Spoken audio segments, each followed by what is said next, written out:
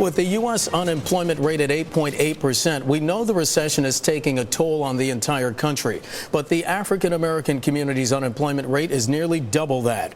Recently, the National Urban League released a report called The State of Black America, outlining how the recession is impacting people of color much worse than it is impacting the rest of the nation.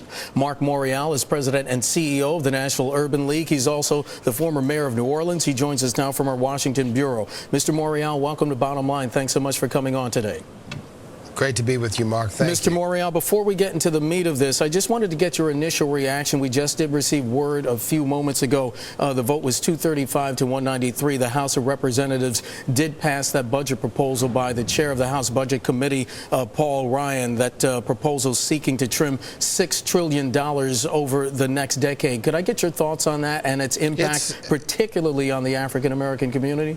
I think it's an anti-jobs and an anti-growth proposal because there's no doubt that steep and deep budget cuts, particularly in programs that affect the domestic economy, will in fact have a detrimental effect on jobs. We need a fiscal plan, but we need a more balanced fiscal plan than the plan that the House just passed. The nation's leaders have to recognize that in the eyes of people across the nation who live in cities and towns and villages across the nation, that the biggest issue confronting the nation is the need for there to be economic growth and job production, job creation. Okay.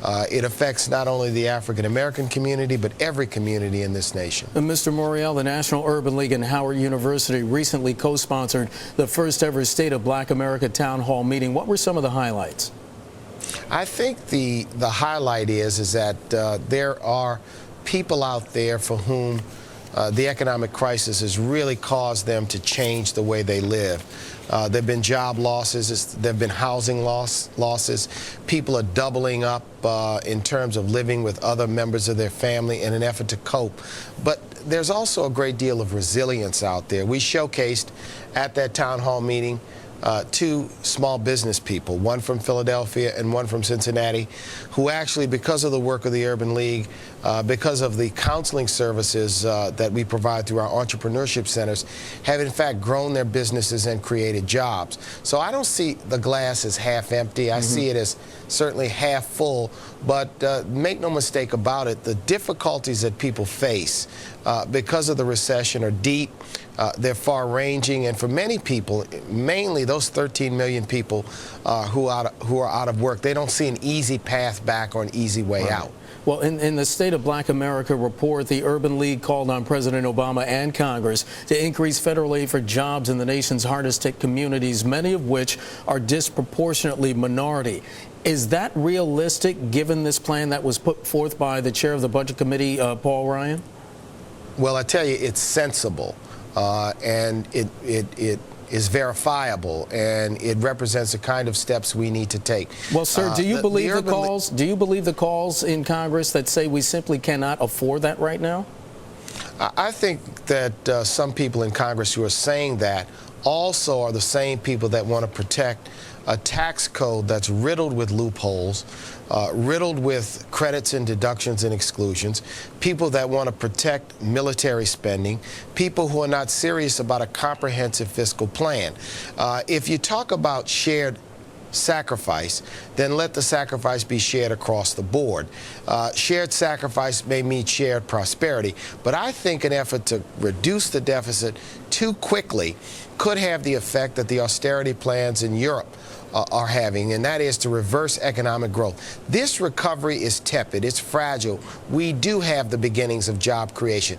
That's a good thing, but we need more job creation, greater job creation, and sustained job creation. So my concern is that we're fighting one problem, not the comprehensive problem. The comprehensive problem is the need for economic growth, the need for job growth, and the need for it to be sustained. And I don't think any step we take should be taken if it will detrimentally affect those very important things. But Mr. Morial, would you agree that some cutting of spending does have to take place?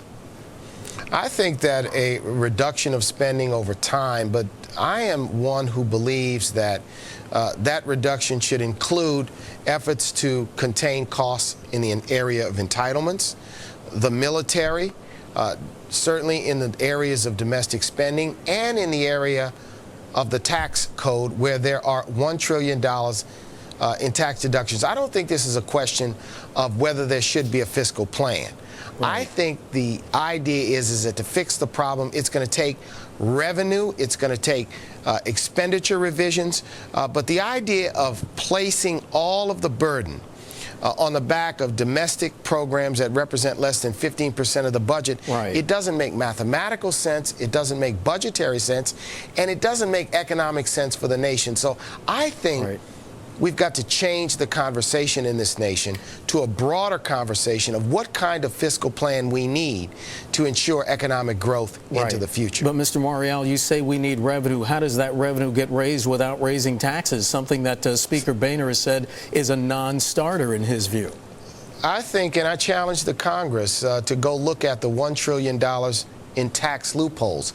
Certainly of that $1 trillion in tax loopholes, you can find maybe $100 billion or $150 billion in needless, useless tax loopholes. Okay.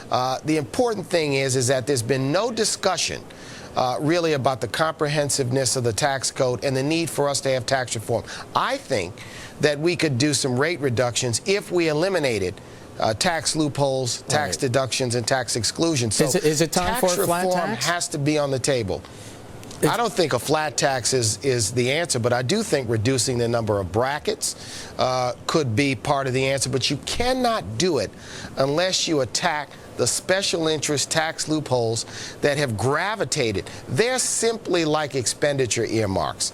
I think that the country has to have a broad conversation, and I reject the idea that simply cutting domestic spending is the route to a sensible, reasonable fiscal plan for the United States of America. We've got to make sure we do everything necessary to produce jobs. Right. Education is a key. Job training is a key. We've got to invest in those things that are going to produce jobs. Right. And I say yes, a fiscal plan, but not the kind of plan that the House passed today. Mr. Morial, has President Obama done enough to address issues of concern in the African-American community? And secondarily, what does the African-American community need to do independent of the White House or Congress to address issues of concern?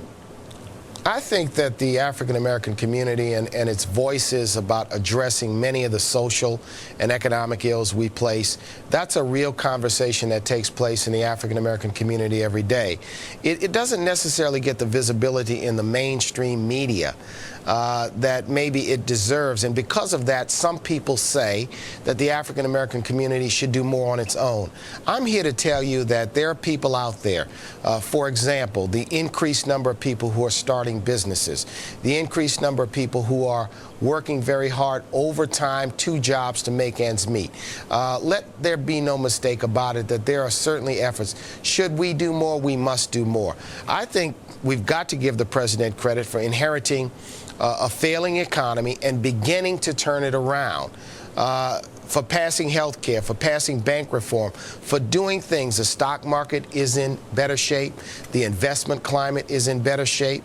The economy is in better shape today because of the actions of the president. However, we'll continue to challenge the president, Mr. Boehner, Mr. Reid, everyone in the Congress to encourage and to promote policies that are going to produce jobs and economic growth. We cannot be satisfied with where we are. We have a long way to go. But let's give the president some credit for some of the very important steps he and his administration have taken to take a patient which was in the emergency room and to transition that patient to the beginning of the recovery. All right, Marc Morial, he is the president and the CEO of the National Urban League, joining us from Washington. Mr. Morial, it's been a pleasure. Thank you so much. Thanks, Mark.